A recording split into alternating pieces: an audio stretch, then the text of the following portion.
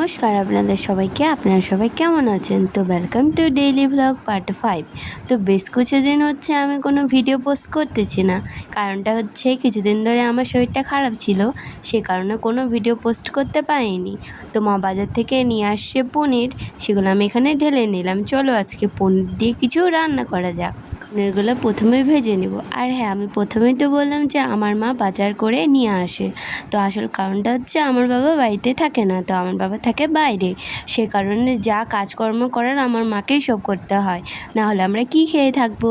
তো সেই জন্য বাজারে যেতে হয়। আর বাজারে সেদিন বিশেষ কিছু ছিল না, সেই জন্যই মা নিয়ে আসছিল কুমড়ো, পটল, টমেটো, লেবু, আলু, এইসবই আর কি, যা যা দেখতে পাচ্ছ। তো এখানে মা কাটাকুটি করছে সবজিগুলো, আর আমি সাইডে ভিডিও করছি।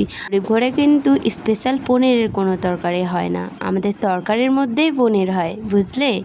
তো আমি এখানে কুমড়োর বীজগুলো ছিটিয়ে দিলাম, কয়েকদিন পরে এখান থেকে বেরোবে। আর এই পুঁইশাকের গাছটা দেখতে পাচ্ছ, এটাও কিন্তু আমি ডাল থেকে লাগিয়েছি, কিন্তু গাছটা হয়ে গেছে। আর দেখতে দেখতে মায়ের এখানে সবজি কাটাকুটি হয়ে গেল। এখন মা কড়াইয়ে বসালো সবজিটা। তোমরা তো দেখতে পাচ্ছ প্রথম থেকে এখন অবধি কী কী দিল। তো বিশেষ কিছু সেই রকম দেয়নি, আমাদের সিম্পলভাবেই সবজি রান্না করা হয়।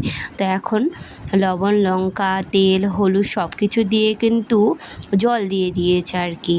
আর এখানে একটু ভাজা ভাজা করছিল, তারপরে আমাকে বললাম যে পনিরটা দিয়ে দাও, পরে জল ঢেলে দিবা তরকারিটার মধ্যে আর কি। তো আমাদের এখানে পনিরের তরকারি কমপ্লিট হয়ে গেছে। তো ভিডিওটা দেখে তোমার কেমন লাগলো আমাকে কমেন্টে জানাও। আর তুমি ভালো থেকো, টাটা।